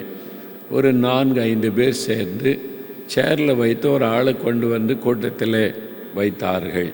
அவருடைய கை கால்கள் செயலற்று போனது, நடக்க முடியாது, கைகளை பயன்படுத்த முடியாது. சேர்லேயே கொண்டு வந்து சேரோடு கொண்டு வந்து வைத்திருந்தார்கள். அவர் கூட்டத்தில் வந்து பிரசங்கத்தை எல்லாம் கேட்டார். கடைசியில் ஜெபம் பண்ணும்போது எல்லாருக்கும் ஜெபிச்சுட்டு வந்து அவரை பார்த்தேன். அவர் ஜெபிக்கிற எண்ணெய் பாட்டிலாம் கொண்டு வந்திருந்தார். நான் அவரை பார்த்த பொழுது சொன்னேன், இயேசு கிறிஸ்து உங்களை குணமாக்குவார், நீங்கள் விசுவாசத்தோடு இருங்கன்னு சொல்லி அவருக்காக ஜெபம் பண்ணினோம். ஜெபம் பண்ணிட்ட பிறகு உடனே ஒன்றும் நடக்கலை. ஜெபம் பண்ண உடனே ஒன்றும் நடக்கவில்லை. ஜெபம் பண்ண எண்ணெய் ஜெபம் பண்ணி கொடுத்தேன். அவரை சேரோடு தூக்கிட்டு போயிட்டாங்க. சில வாரங்கள், ஒரு 2 வாரம் கழிந்தது. அந்த பக்கத்து ஊரில் நான் ஒரு நண்பரை, ஒரு ஊழியக்காரரை பார்க்க நான் போக வேண்டியதாயிற்று. நான் போய் அந்த ஊழியக்காரருடைய வீட்டில் இருந்தபோது இந்த சேரில் வச்சு தூக்கிக்கிட்டு வந்தாங்களே, அவருடைய ஊர் அதுதான். நடக்க முடியாமல் வந்தவர். அவர் என்னை பார்க்க வந்திருக்கிறாரு சொன்னாங்க. அவர் தான் நடக்க முடியாத, அவர் சேரில் தானே உட்காந்துருப்பார் அப்படின்னா. இல்லை, உங்களை பார்க்க வந்திருக்கிறாங்கன்னா டக்குன்னு வந்தார். வீட்டுக்குள்ளே நடந்து வந்தார். என் கையை பிடித்து அப்படியே நன்றி பெருக்கோட ஸ்தோத்திரம் சொன்னார். இப்போ அவரை பார்க்குற, கையை பயன்படுத்த முடியுது, காலை பயன்படுத்த முடியுது, நல்லா நடக்கிறாரு, சுகமாயிட்டு. நான் ஆச்சரியமாக பார்க்குறேன். 2 வாரத்துக்கு முன்னால் இவரை சேரில் தூக்கிட்டு வந்தாங்க, இன்றைக்கி நல்ல சுகமாயிட்டாருன்னு சொல்லி, எப்படி சுகமாயிட்டு பிரதர் என்பதாக கேட்டேன். அவர் சொன்னார், நான் நிறைய ஆஸ்பத்திரிக்கு என்னை கொண்டு போனாங்க, ஜெபிக்கிறதுக்கெல்லாம் பலர் வந்தாங்க, யாருமே என்னை பார்த்து நான் சுகமாவான்னு யாருமே சொல்லலை. நீங்கள் என்னை பார்த்த உடனே சொன்னாங்க, இயேசு உங்களை சுகமாக்குவார், நீங்கள் சுகமாவீர்கள்னு சொன்னீங்க. அது எனக்குள்ள ஒரு பெரிய விசுவாசத்தை கொண்டு வந்தார். அதனால் நான் எண்ணெய் பூசி பூசி நானே ஜெபம் பண்ணேன். நான் ஜெபிக்க என் சரீரத்தில் மாற்றம் நடக்க ஆரம்பித்தேன். இப்போ நல்ல சுகத்தோடு இருக்கிறேன் என்பதாய் சொன்னார். அப்போ ஒரு காரியம் சொன்னார். நான் இன்னும் ஆச்சரியமாக கேட்டேன், சரி இப்படிலாம் ஆண்டவர் அற்புதம் செய்திருக்கிறார், நீங்கள் வியாதிப்பட்டு எவ்வளோ காலம் இருந்தீங்க, என்ன நடந்தது என்று கேட்டபோது, அவர் வியாதிப்பட்டு படுத்த படுக்கையில் ஆயிட்டார். வாத வியாதியினால் தாக்கப்பட்டு பல டாக்டர் இடத்துல போனாங்க, முடியாதுன்னு சொல்லிட்டாங்க. தெய்வத்தை தேடலான்னு நினச்ச போது கிறிஸ்தவர் அல்லாத நண்பர்கள் சொன்னாங்க, நீ ஒரு பொருத்தனை பண்ணிக்க, இந்த கோயிலுக்கு இதை செஞ்சிடறேன்னு உனக்கு சரியாயிரும் அப்படின்னு சொன்னாங்க. நீ வர வேண்டாம், நீ கிறிஸ்டின், நீ வர வேண்டாம், நீ காசு கொடு, உன் பேருக்கு நாங்கள் செய்திருவோம் என்பதாய் சொன்னார்கள். இவர் சொன்னார் படுக்கையில் இருந்து கொண்டே, நான் சுகமே ஆகாமல் இப்படியே படுக்கையிலிருந்தே மரித்த போனாலும் மரித்த போவேனே தவிர காசு கொடுக்க மாட்டேன். அது எனக்கு சுகமாக்கன்னு நான் நம்ப மாட்டேன், செய்ய மாட்டேன். அதை விட நான் மரித்த போனால் நல்லது. கர்த்தருக்கான ஒரு வைராக்கியம் அவருக்குள்ள இருந்தது. தேவன் அந்த வைராக்கியத்தை பார்த்து அவரை குணமாக்கினார். அல்லேலூயா, அல்லேலூயா. பாருங்க, சாத்ராக் மேஷாக் ஆபேத்நேகோ பாருங்க, ராஜாவுக்கு முன்னால் நிற்கிறாங்க. நீங்கள் நான் நிறுத்தின பொற்சிலை வணங்காவிட்டால் அக்கினி சூளையில் போடப்படுவீங்கன்னு சாத்ராக் மேஷாக் ஆபேத்நேகோ சொல்கிறாங்க. அவர் பெரிய ராஜா, நேபுகாத் நேச்சார், பெரிய சக்கரவர்த்தி என்ற மாதிரி பெரிய ராஜா. அவருக்கு முன்னால் சொல்கிறாங்க, எங்கள் தேவன் எங்களை தப்புவிக்க வல்லவர், எங்களுடைய தேவனால் உங்கள் கையில் இருந்தோம் இந்த அக்கனியிலிருந்து எங்களை தப்புவிக்க முடியும், அவர் வல்லமை உள்ளவர், எங்களுக்கு சந்தேகம் இல்லை. அப்படியே தப்புவியாமற் போனாலும் நாங்கள் நெருப்பில் விழுந்த சாவுமே தவிர இந்த விக்கிரகத்தை வணங்க மாட்டோம். இதை ராஜாவாகிய உமக்கு தெரிந்திருக்க கடவுது. எவ்வளவு உறுதியா நிற்கிறாங்க. வைராக்கியம், கர்த்தருக்காக ஒரு வைராக்கியம் இருந்தது. ராஜாவை பார்த்து சொல்றாங்க, ராஜாவாகிய உமக்கு அது தெரிந்திருக்க கடவுது. தைரியமா சொல்றாங்க. ராஜாவுக்கு இன்னும் கோவம் வந்துட்டு 7 மடங்கா சூளைய சூடாக்குங்கன்னு சொல்றாரு. எத்தனை மடங்கு வேணாலும் சூடாக்கு, நாங்கள் மறித்தாலும் மறிப்போமை தவிர விக்கிரகத்தை வணங்க மாட்டோம். உறுதியா நின்றாங்க. வைராக்கியம். தேவன் அதை கனப்படுத்தி அக்கினி சூளைக்குள்ளே கர்த்தரே இறங்கிட்டார். ஆண்டவரை இறங்கி உலாவி அவளை வெளியே கொண்டு வந்தார். எனக்கு அன்பானவர்களே, ஒரு வைராக்கியம், ஆண்டவருக்காக வைராக்கியம் இருக்கணும். சும்மா இதுக்கு சொன்னால் இப்படி, அப்படி சொன்னால் அப்படி, ஆண்டவரையும் கும்பிடுவோம், இதையும் பார்த்துக்கலாம், எப்படியாவது நமக்கு ஆசீர்வாதம் கிடைச்சா சரி, அந்த மாதிரி இருப்பது அல்ல. கர்த்தரை குறித்த ஒரு பக்தி வைராக்கியம் நமக்குள்ள இருக்கணும். பாருங்க, தாவீது இளம் வாலிபன் போர்க்களத்துக்கு வருகிறான் சகோதரர்களை பார்க்க. ஆனால் வந்தபோது என்ன நடக்கு, கோலியாத் வந்து நிற்கிறான். கோலியாத் ஒரு பெலிஸ்தன் வந்து தேவ ஜனத்தை பரிகாசம் பண்ணுகிறான், அவன் வந்து கிண்டல் பண்ணுகிறான். அதை கேட்ட உடனே தாவீது ஒரு இளம் வாலிபன், அவனுக்கு யுத்த பயிற்சியெல்லாம் கிடையாது, ஒரு வைராக்கியம் இருக்கிறார். விருத்த சேதனம் இல்லாத இவன் எம்மாத்திரம் தேவ ஜனத்தை தூஷிக்கிறானே, இந்த தேவ ஜனத்தை தூஷிக்க விருத்த சேதனம் இல்லாத இவன் எம்மாத்திரம். கர்த்தருக்கான ஒரு வைராக்கியம் தாவீதுக்குள்ள இருந்தது. அதனால தான் கர்த்தர் தாவீதுக்கு துணை நின்று பெரிய வெற்றியை கொடுத்தார் என்பதை நம்ம பார்க்கிறோம். கர்த்தருக்கு ஒருத்தர் பக்தி வைராக்கியம் நமக்குள்ள இருக்கணும். எலியாவுக்குள்ள இருந்த மாதிரி வைராக்கியம். நான் செத்தால சாபனை தவிர ஆண்டவரை விட்டு வேற எதையும் வணங்க மாட்டேன், எனக்கு அவர் தான் எல்லாம் அப்படின்னு ஒரு வைராக்கியம் நமக்குள்ள இருக்கணும். அல்லேலூயா. எலியாவுக்குள்ள அந்த வைராக்கியத்தை பார்க்கிறோம். தாவீதுக்குள்ள அந்த வைராக்கியம் இருந்தது. கர்த்தருக்காக வைராக்கியம் உள்ளவர்களாக இருக்கணும். இரண்டாவது, இந்த எலியாவுடைய வாழ்க்கை நீங்கள் கவனித்தால் 1 ராஜாக்கள் 18ஆம் அதிகாரம் 36வது வசனம். அந்திபலி செலுத்தும் நேரத்திலே தீர்க்கதரிசியாக எலியா வந்து, ஆபிரகாமுக்கும் ஈசாக்குக்கும் யாக்கோபுக்கும் தேவனாகிய கர்த்தாவே, இஸ்ரவேலிலே நீர் தேவன் என்றும் நான் உம்முடைய ஊழியக்காரன் என்றும் நான் இந்த காரியங்களை எல்லாம் உம்முடைய வார்த்தையின்படி செய்தேன் என்றும் இன்றைக்கு விளங்க பண்ணும். நான் எல்லாவற்றையும் உடைய வார்த்தையின்படி செய்தேன் ஆண்டவரே. எலியா தைரியமாக சொல்கிறார், நான் சுயமாக ஒன்றும் பண்ணலை, நீங்கள் சொன்னதை நான் செய்திருக்கிறேன். ஏன்னா 18ஆம் அதிகாரம் 1ஆம் வசனத்தில் ஆண்டவர் சொல்கிறார், நீ போ, ஆகாபுக்கு உன்னை காண்பி, நான் தேசத்திலே மழையை கட்டளையிட போகிறேன், கர்த்தர் சொல்லித்தான் அனுப்புகிறார். அப்போ ஆண்டவர் என்ன சொல்லுகிறாரோ அதைத்தான் எலியா செய்கிறார். அப்போ தேவ சித்தத்தை நிறைவேற்றுகிற ஒரு மனிதர், அவங்க ஜெபத்துக்கு தான் வல்லமை உண்டு. கர்த்தருக்காக வைராக்கியமாக இருந்தால் உங்கள் ஜெபத்துக்கு வல்லமை உண்டு. தேவன் உங்களை கொண்டு பெரிய காரியம் செய்வார். ரெண்டாவது, தேவ சித்தத்தை நிறைவேற்றுகிறவர்களாக நம்ம இருக்கணும். எலியா பாருங்க, கர்த்தர் என்ன சொல்கிறாரோ அதை செய்கிறார். வானத்தை அடைச்சிரு, சரி ஆண்டவரே, வானத்தை அடைச்சாச்சு. இப்போ என்ன பண்ணணும், நீ போய் கேரித் ஆற்றண்டை ஒளிந்து கொண்டிரு, காகத்தை வச்சு உன்னை போஷிப்பேன்னு சொல்கிறார். கேரித் ஆற்றண்டையா? அது வனாந்தரத்தில் ஆள் நடமாட்டமே இல்லாத இடம், அங்கே தான் நீ பாதுகாப்பாக இருக்க முடியும். இல்லாட்டா இந்த ராஜாவை ஏசபேல் உன்னை விட மாட்டா, அங்கே போயிரு, காகத்தை கொண்டு போஷிப்பேன். என்ன ஆண்டவரே, காகத்தை எப்படி நம்புறது? ஒரு மனுஷனை கொண்டு போஷி சொன்னால் கூட பரவாயில்ல, காகத்தை கொண்டு போஷிக்கிறேன்னு சொல்கிறீங்களே, நீங்கள் காகத்துக்கிட்ட சாப்பாடு கொடுத்து அனுப்பினா என் கையில் கொண்டு வந்து ஒழுங்காக தருமா அது? அல்லது அது பாட்டில் சாப்பிட போயிட்டுனா என்ன பண்ணுறது? ஆனாலும் கர்த்தர் சொன்னார், சரி ஆண்டவரே நான் போகிறேன் அப்படின்னு கேரித் ஆற்றண்டை போயிருந்தார். இந்த கேரித் ஆறு இப்பவும் இருக்குது. யூதேயாவின் வனாந்தரம் இருக்கிறது. எருசலேமிலிருந்து எரிகோவுக்கு வருகிற வழியில் யூதேயாவின் வனாந்தரம். அந்த வனாந்தரத்தில் அந்த ஆறு ஓடுகிறதை பார்க்க முடிந்தது. ஒரு சமயம் எங்களுடைய கைடு அங்கே கூட்டிகிட்டு போனார். ஒரு மலை மேலே பஸ்ஸை போய் நிறுத்தி இறங்கி போய் பார்த்தால் ஒரு சின்ன வாய்க்காலை போல் தண்ணீர் ஓடிக்கொண்டிருந்தது. அது ஒரு காலத்தில் பெரிய ஆறாக இருந்திருக்குது, இப்போ ஒரு சின்ன வாய்க்காலாக தண்ணீர் போகிறது. இதுதான் கேரித் ஆறு, எலியா ஒளிந்திருந்த இடம் என்று அவர் காண்பித்தார். அது யூதேயாவின் வனாந்தரம், ஆள் நடமாட்டமே இல்லாத இடம். அங்கு தான் தேவன் எலியாவை வைத்து போஷித்து பராமரித்து வந்தார். எலியா கீழ்ப்படிந்தார். இப்போ தண்ணீர் வற்றி விட்டது, அடுத்து என்ன பண்ணுவது சாப்பாட்டுக்குன்னு யோசிக்கும்போது சாரிபாத்துக்கு போ அப்படின்னு சொல்கிறார். சாரிபாத் ஊர் எங்கே இருக்குன்னா, ஏசபேலுடைய சொந்த ஊரை தாண்டி தான் சாரிபாத் இருக்கிறாரு.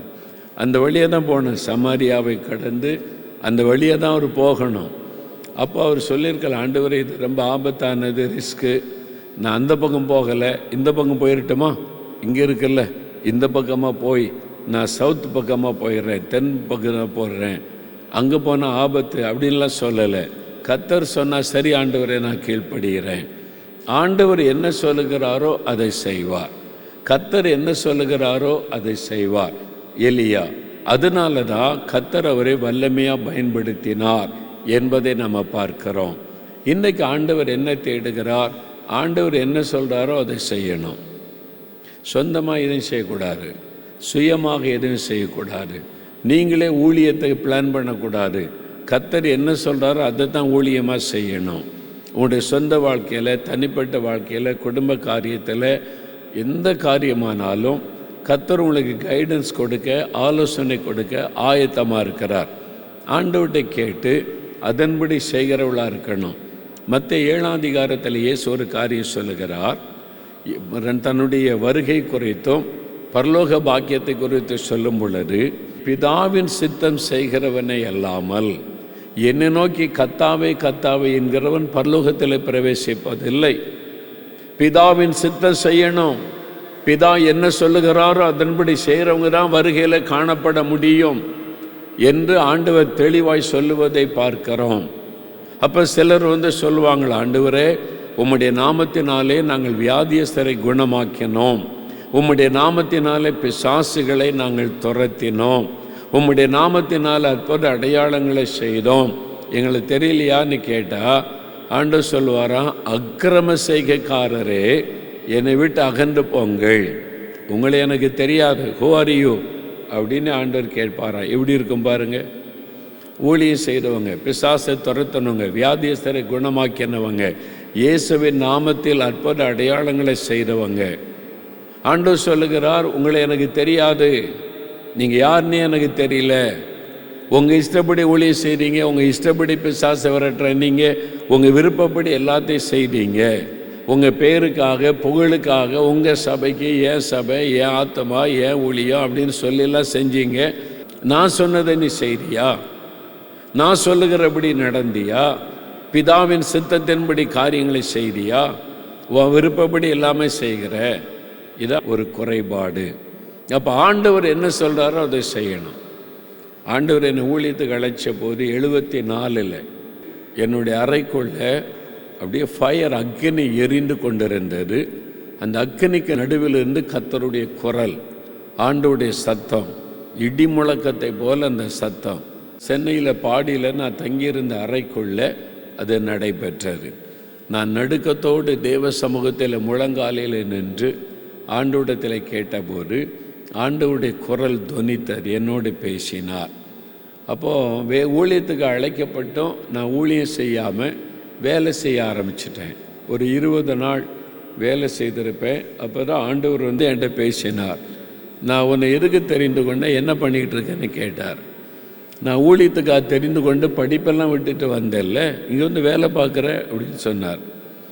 நான் சொன்னேன், எனக்கு ஊழியன்னா என்னன்னு தெரியல ஆண்டவரே, நீ கூப்பிட்டீங்க நான் வந்துட்டேன்.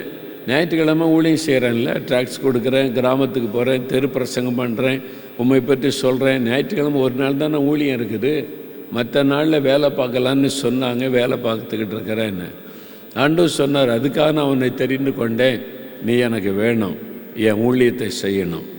ஆனால் எனக்கு ஊழியன்னா என்னன்னு தெரியலையே, என்ன பண்ணணும்னு தெரியலையே ஆண்டவரே அப்படின்னு கேட்டபோது சொன்னார், நான் என்ன சொல்லனோ அது செய் போதுன்னார். அவ்வளோதானா? நீங்கள் சொல்கிறத நான் செய்யணும், அவ்வளோதானே? ரொம்ப ஈஸியாக இருக்குதே, கஷ்டமே இல்லை. நானாக யோசிக்கணும், நானாக திட்டமிடணும், நானாக செய்யணும் தான் கஷ்டம். அவர் என்ன சொல்கிறாரோ அதை செஞ்சால் போதுமா? சரி ஆண்டவரே, நீங்கள் சொல்கிறத நான் செய்கிறேன் அப்படின்னு தான் என்னை ஒப்பு கொடுத்தேன். ஆண்டவர் சொல்கிறத செய்கிறது தான் ஊழியம்.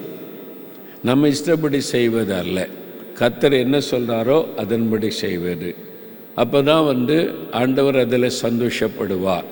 அதனால் ரொம்ப ஈஸியாக இருக்குதே அப்படின்னு பார்த்தேன் நான். ஆனால் ஆண்டவர்கிட்ட காத்திருந்து அவர் சொல்கிறத கேட்டு பெற்றுக்கொள்ளணும். அது 5 நிமிஷம் 10 நிமிஷம் வேலையில் நடக்கிற விஷயமா அல்ல. காத்திருக்கணும், ஆண்டவருடைய பாத்தில் அமர்ந்திருக்கணும், ஆண்டவர் என்ன சொல்கிறான்னு கவனமாக கேட்டு அதன்படி செய்யணும். இந்த கேம்பஸில் பார்க்குற எல்லா கட்டிடமாகட்டும், எல்லா விஷயங்களாகட்டும், ஒவ்வொன்றும் கர்த்தர் சொன்னது. அவர் சொல்லாத ஒன்றை நான் செய்தது இல்லை. ஆண்டவர் என்ன சொல்கிறாரோ அதன்படி தான் இருக்கணும்னே. ஆண்டவர் இந்த கட்டிடத்தை கட்டி தருவேன்னு பிளான் கொடுத்தாரு, முடிஞ்சிட்டு. இதை ஃபினிஷ் பண்ணுறதுக்கு சில மாதங்கள் ஆனார். ஜன்னல் எப்படி இருக்கணும், இந்த கதவு எப்படி இருக்கணும், இந்த ஸ்டேஜ் எப்படி இருக்கணும். இதே இடத்துல வந்து பல நாட்கள் பல மணி நேரம் நான் காத்திருந்து கேட்டிருக்கிறேன், ஆண்டவரே இந்த எப்படி இதை ஃபினிஷ் பண்ணணும், இந்த டோரை எப்படி போடணும், ஜன்னல் எப்படி வைக்கணும், அந்த ஸ்டேஜ் எப்படி இருக்கணும், இதுக்காக நீங்கள் சொல்லணும்னு சொல்லி எத்தனையோ நாட்கள் காத்திருந்து ஒன்றா ஆண்டவர் சொன்னார். எங்கே பார்த்தாலும் இயேசு கிறிஸ்துன்ற பெயர் இருக்கணும்.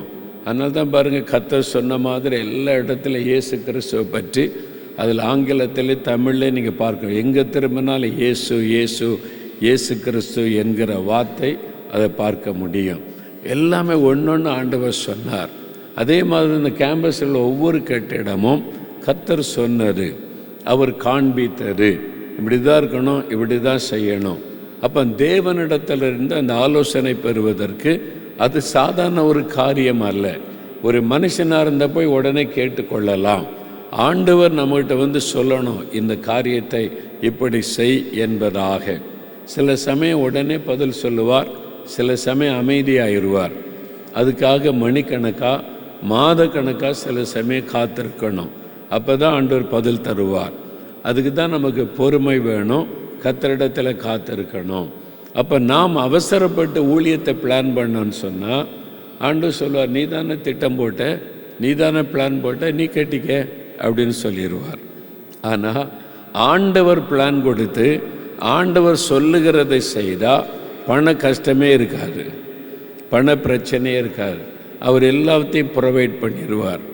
இந்த பிளானை கொடுத்தது ஆண்டவர். அப்போ இதை கட்டி கொடுக்கறதுக்கு நான் ஜெபம் பண்ண போது கோடிக்கணக்கு ஆகுமே ஆண்டவரேன்னு சொன்ன போது, அது நான் கட்டி தருவேன், உன் வேலை ஜெபம் பண்ண, ஊழியம் செய்ய, சுவிசேஷத்தை அறிவி எழுப்புதலுக்கான காரியத்தை பாரு, இதெல்லாம் நான் பார்த்துக்கொள்வேன், நான் கட்டி தருவேன், வாக்கு கொடுத்தார். அவ்வளோதான். ஆண்டவர் வாக்கு கொடுத்த மாதிரியே இதை கட்டி முடித்து கொடுத்தார். எங்கேயும் காணிக்கை எடுக்கவே இல்லை. திறப்பின் வாசல் ஜெபத்தில் கூட இந்த தேவனுடைய கூடார கட்டுமானத்துக்கு ஒரு நாள் கூட காணிக்கை எடுத்ததில்லை.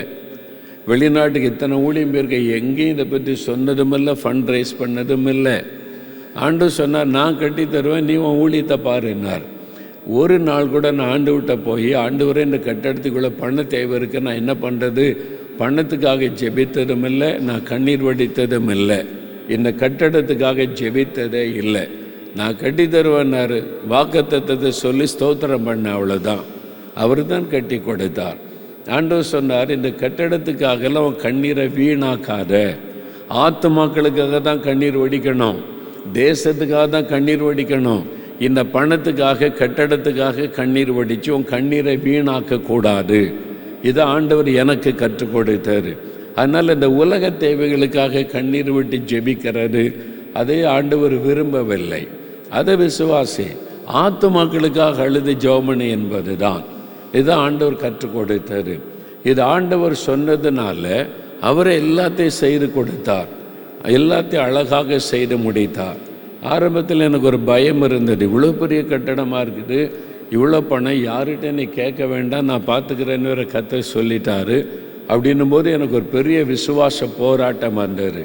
ஒரு நாள் இங்கே ஜெபிக்கும் போது ஆண்டவர் சொன்னார், எதுக்கு பயப்படுற, இவ்வளோ பெரிய கட்டடம்னா நான் எவ்வளோ பெரிய தேவன், என்னுடைய ஐஸ்வர்யம் எவ்வளோ பெருசு, நான் செய்ய மாட்டேனா, எனக்கு விசுவாசம் இருக்கு ஆண்டவரே, ஆனாலும் காரியம் இப்படி இருக்குதுன்னு சொன்னபோது சொன்னார், மோசே ஆசரிப்பு கூடாரம் கட்டும்போது என்ன நடந்தது, என்ன நடந்துச்சு, என்ன தேவை இருக்குன்னு ஜனங்களுக்கு சொன்னான். வெள்ளி பொண்ணு, இந்த இளநீல நூல், இதெல்லாம் அந்த ஆசரிப்பு கூடாரத்துக்கு கட்டுற தேவை, அதை தெரியப்படுத்தின, அவ்வளோதான். யாருன்னு போய் நீ கொடுன்னு கேட்கல, பொதுவாக தெரியப்படுத்தினான். ஆமாம், அதே மாதிரி நீ பத்திரிக்கையில் மட்டும் தெரியப்படுத்து, டிவியில் அதை பற்றி பேசாத. டிவி ஊழியம் புறஜாதியாருக்கு சுவிசேஷத்தை அறிவிக்க நான் கொடுத்துருக்கிற ஊழியம், அதில் போய் காணிக்கெல்லாம் பேசாத. அதனால் பத்திரிக்கையில் மட்டும் தெரியப்படுத்து. நான் யார் யார்கிட்ட பேசணுமோ அவங்கக்கிட்ட பேசி நான் காரியத்தை செய்வேன் சொல்லிட்டு ஆண்டவர் சொன்னார். மோசே ஒரு நாள் வந்தார், ஆசரிப்பு கூடாரத்துக்கு மக்கள்லாம் கொடுத்தாங்க. ஒரு நாளில் சொன்னார், இதுக்கு மேலே காணிக்க வேண்டாம், பொண்ணு வேண்டாம், வெள்ளி வேண்டாம், பொருள் வேண்டாம், ஆசரிப்பு கூடாரத்திற்கு எல்லாம் வந்துவிட்டது போதும் அப்படின்னு சொன்னதாக பைபிளில் இருக்குது. ஆண்டவர் அதை காண்பித்து, நீ ஒரு நாள் சொல்லுவ, இனி தேவனுடைய கூடாரத்தை காணிக்க அனுப்பாருங்க, கட்டடம் கட்டி முடிக்கப்பட்டு விட்டது, கர்த்தர் முடித்து கொடுத்து விட்டார் நீ சொல்லுவ, அதுதான் உனக்கு அடையாளம், இதை நான் கட்டி தருகிறேன் என்பதற்கு என்று. அதே மாதிரி ஆண்டவர் கட்டி முடித்து பிரதிஷ்டை வச்சோம். அடுத்த மாத பத்திரிக்கையில் எழுதினேன், இனி தேவனுடைய கூடாரத்திற்கு என்று காணிக்க யார் அனுப்ப வேண்டாம், கர்த்தர் முழுது கட்டி கொடுத்து முடிச்சு விட்டார். அன்றைக்கு மோசையின் தேவன் நம்முடைய தேவன், அவர் வாக்குத்தத்தங்களின் தேவன், அழகாய் நடத்துகிறவர். ஆனால் ஒன்று அவர் சொல்கிறத செய்யணும், நம்ம இஷ்டத்துக்கு செய்யக்கூடாது, நம்ம விரும்புகிறத செய்ய துணியக்கூடாது. அப்படி பண்ணிடலாம் இப்படி பண்ணிடலாம் நான் செஞ்சிடணும், இல்லை. ஆண்டவர் என்ன சொல்லுகிறார், அவர் என்ன விரும்புகிறார் என்பதை கவனிக்கணும். நாம் செய்கிற எல்லா ஊழியமுமே கர்த்தர் சொல்ல சொல்ல சொல்ல செய்கிறோம். எலியா அப்படி தான் செய்தார். கர்த்தர் சொன்னார், நீ போய் கேரித்தாற்றண்டை ஒளிந்து கொண்டிரு, சரி ஆண்டவரே. சாரிபாத்துக்கு போ, சரி ஆண்டவரே. போய் ஆகாபுக்கு உன்னை காண்பி, சரி ஆண்டவரே. இந்த மாதிரி சவால் விடு, சரி ஆண்டவர். எல்லாமே கர்த்தர் சொல்ல சொல்ல செஞ்சார்.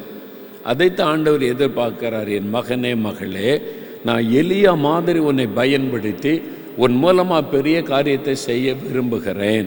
ஆனால் எலியா மாதிரி நான் சொல்கிறத நீ கேட்டு செயல்படணும். நீயா பிளான் பண்ணக்கூடாது, நீயா காரியம் செய்யக்கூடாது, என்கிட்ட கேட்டு நீ செய்யணும். அதற்கு உங்களை ஒப்பு கொடுத்து கொண்டால் எலியாவை போல உங்களை பயன்படுத்த ஆண்டவர் விருப்பத்தோடு இருக்கிறார். அல்லேலூயா, ஆமென். அப்போ எலியா கர்த்தருக்காக வைராக்கியமுள்ள மனிதராயிருந்தார். ரெண்டாவது, கர்த்தர் என்ன சொல்லுகிறாரோ அதை மாத்திரம் செய்து வந்தார். மூன்றாவது, எலியாவுடைய வாழ்க்கையில் பாருங்க, அவருடைய ஜெபம். அந்த ஜெபத்தை குறித்து தான் வேதம் சாட்சி கொடுக்கிறது. எலியா நம்மை போல பாடுள்ள மனுஷராக இருந்தும் கருத்தாய் ஜெபம் பண்ணினார். இந்த 1 ராஜாக்கள் 17, 18 அதிகாரத்தில், இந்த 2 அதிகாரத்தில் வாசிக்கும்போது அவர் ஜெபம் பண்ணி 3 விசேஷித்த அற்புதங்கள் நடந்ததை பார்க்க முடியும். ஒன்று, சாரிபாத் விதவையின் மகன் மரித்து விட்டான். அவர் ஜெபம் பண்ணி மரித்தவன் உயிரோடு எழுப்பப்படுகிறான், அது எழுதப்பட்டிருக்கிறார்.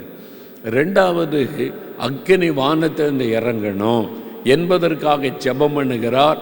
அக்கினி இறங்கி வந்தது, தேசம் மனம் திரும்புகிறாரு. மூன்றாவது, மழைக்காக ஜெபம் பண்ணுகிறார். 3.5 ஆண்டு காலம் பெய்யாத மழை பெய்து தேசத்தில் பஞ்சம் நீங்கி ஒரு செழிப்பு உண்டாகிறது. இந்த 3ஐ நீங்கள் கவனியுங்கள். ஜெபத்தினால இதை எலியா செய்து முடித்தார். ஒன்று, மரித்த மகன் உயிரோடு எழும்பணும், அதற்காக ஜெபித்தார். இது எல்லாமே எழுப்புதல் சம்பந்தப்பட்டது. பாருங்க, ஒரு ஆத்மா, பாவம் செய்கிற ஆத்மா சாகும். ரட்சிக்கப்படாத ஒரு ஆத்மா பாவத்திலே மரித்து கிடக்கிறது. அந்த ஆத்மா உயிர் பெற்று எழும்பணும். அதுக்காக எலியா மாதிரி நம்ம ஜெபிக்கணும். ஆண்டவரே, எங்கள் கிராமத்தில் பாவத்தில் மரித்து கிடக்கிற ஆத்மாக்கள் உயிர் பெறணும். எங்களுடைய பட்டணத்தில், எங்கள் மாவட்டத்தில், எங்கள் தேசத்தில் பாவத்தில் மரித்து கிடக்கிற ஆத்மாக்கள் உயிர் பெற்று எழும்பணும், ரட்சிக்கப்படணும். அதுக்காக நம்ம ஜெபிக்கணும். அப்போ அவங்க உயிர் பெற்று எழும்புவாங்க, ரட்சிக்கப்படுவாங்க. ரெண்டாவது, அக்கினி இறங்கி வரணும். ஆண்டவர் சொன்னார், பூமியின் மேல் அக்கினியை போட வந்தேன், அது இப்பொழுதே பற்றி எரிய வேண்டும் என்று விரும்புகிறேன். லூக்கா 12:49 ஆண்டவர் சொல்லுகிறார். அந்த அக்கினி தான் பரிசுத்தாவின் அக்கினி, எழுப்புதல் அக்கினி. அந்த அக்கினி வந்தால் தான் தேசம் மனம் திரும்பும், தேசமே மறுரூபமாகும். அந்த அக்கினி இறங்கின உடனே ஜனங்கள் கர்த்தரே தெய்வம், கர்த்தரே தெய்வம் என்று சத்தமிட்டாங்க. அப்போ அக்கினி இறங்க வேண்டியது அவசியம். நாம் அதற்காக ஜெபிக்கணும். ஆண்டவரே, பரிசுத்தாவின் அக்கினி தேசத்தில் இறங்கணும், அந்த அக்கினி ஊற்றப்படணும்னு சொல்லி அந்த அக்கினிக்காக ஜெபிக்கணும். மூன்றாவது, மழைக்காக ஜெபம் பண்ணுகிறார். அவர் திரும்ப திரும்ப திரும்ப ஜெபிச்சு 8வது முறை போய் பார்க்கும்போது தான் உள்ளங்கையளவு மேகம் வருகிறது. அவர் மழைக்காக ஜெபிக்கிறார். சகரியா 10:1 பின்மாறி காலத்து மழைக்காக வேண்டிக் கொள்ளுங்கள். ஆவியின் மழை, பரிசுத்தாவின் மழை, அது உலகமெல்லாம் ஊற்றப்படணும், மாம்சமன யாவர் மீதும் ஊற்றப்படணும். அதற்காக நம்ம ஜெபிக்கணும். இது எல்லாமே எழுப்புதல் சம்பந்தப்பட்ட ஒரு காரியம். பாவத்தில் மரித்து கிடக்கிற ஆத்மா உயிர் பெற ஜெபிக்கணும். வரும் ஆண்டவர் சொன்னபடி அக்னி இறங்க ஜெபிக்கணும். ஆண்டவர் வாக்கு கொடுத்தபடி பின்மாறி காலத்தை மழைக்காக ஜெபிக்கணும். இதெல்லாம் நடக்கும்போது பெரிய எழுப்புதல் உண்டாகி பெரிய மாற்றம் தேசத்தில் உண்டாகும். அதற்கு தான் எலியாவை போல நான் உன்னை பயன்படுத்த விரும்புகிறேன் என்று ஆண்டவர் சொல்லுகிறார். அப்போ அந்த எலியா மாதிரி பயன்படுத்த ஆரம்பிச்ச என்ன நடக்கும்? நீங்கள் ஜெபிக்கும் போது அற்புத அடையாளங்கள் நடக்கும். அல்லேலூயா, ஆமென். உங்களை கொண்டு அற்புத அடையாளம் செய்வார். நீங்கள் என்ன எதிர்பார்க்குறீங்க? நான் ஊழியக்காரர்கிட்ட ஜெபிக்கணும், எனக்கு தலைவலிக்குது, வயிற்றில் பிரச்சனை இருக்குது, குடும்பத்தில் பிரச்சனை இருக்குது, நான் இன்னைக்கு ஊழியக்காரர்கிட்ட ஜெபிச்சு கொள்ளணும். ஆண்டவர் என்ன நினைக்கிறார்? எலியா மாதிரி உன்னை பயன்படுத்தணும். நீ ஜெபம் பண்ணால் மற்றவங்களுக்கு அற்புதம் நடக்கணும். நீ ஜெபிச்சா மரித்த போனவங்க உயிரோட எழும்பணும். நீ ஜெபம் பண்ணினா அக்னி இறங்கி வரணும். உன்னை அநேகருக்கு ஆசீர்வாதமாக பயன்படுத்தணும்னு கர்த்தர் விரும்புகிறார். அப்போ உங்களை அதற்கு ஒப்பு கொடுத்தா எலியாவை பயன்படுத்தினதை போல கர்த்தர் உங்களை பயன்படுத்தி எழுப்புதல் திட்டத்தை நிறைவேற்ற விரும்புகிறார். நீங்கள் எந்த கிராமத்தில் இருக்கீங்க, எந்த பட்டணத்தில் இருக்கிறீங்க, உங்கள் மூலமாக ஒரு எழுப்புதல் உங்களுடைய கிராமத்தில் வரப்போகிறாரு. உங்கள் மூலமாக பட்டணத்தில் எழுப்புதல், உங்கள் மூலமாக நீங்கள் வேலை செய்கிற இடத்துல எழுப்புதல், நீங்கள் இருக்கிற இடத்துல எழுப்புதல். எலியாவை பயன்படுத்தின மாதிரி கர்த்தர் பயன்படுத்த விரும்புகிறார். அப்போ நீங்கள் அதற்கு ஒப்பு கொடுத்து எழும்ப வேண்டும். பாருங்கள், நான் வியாதிப்பட்டு படுக்கையில் படுத்திருக்கிறேன். டாக்டர்ஸ் கைவிட்டுட்டாங்க. இனி பிழைக்கிறதுக்கு வழியே இல்லை. சாதாரண சின்ன வியாதி கிடையாது, ஹார்ட் என்லார்ஜ்மெண்ட்டு. வலது கால் செயலற்று போனார், பேச பலன் இல்லை, சாப்பிட முடியல, மரணப்படுக்கை. டாக்டர் சொல்லிட்டாங்க இறந்துருவான்னு சொல்லி. அந்த நேரத்தில் ஒரு வாலிபன், நல்ல கவனிக்க, ஒரு வாலிபன் என்னை பார்க்க வந்தார். எங்களுடைய ஃபேமிலி ஃப்ரெண்டு, எங்கள் அப்பாவுக்கு விசாரிச்சுட்டு போகிறதுக்கு அவர் வந்தார்.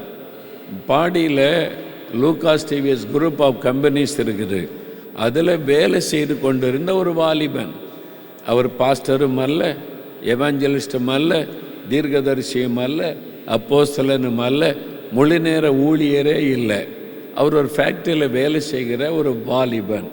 அந்த வாலிபன் என்னை பார்க்க வந்தபோது, நாங்கள் இந்துக்கள், எந்த சர்ச்சுக்கும் போனதில்லை, கூட்டத்துக்கு போனதில்லை, நான் மரணப்படுக்கையில் படுத்திருக்கிறேன்.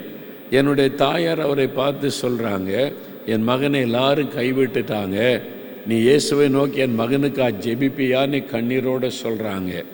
அவர் சாக்கு போக சொல்லலை, யாரையும் கூட்டிகிட்டு வரேன்னு சொல்லலை, நான் ஜெபம் பண்ணுகிறேன்.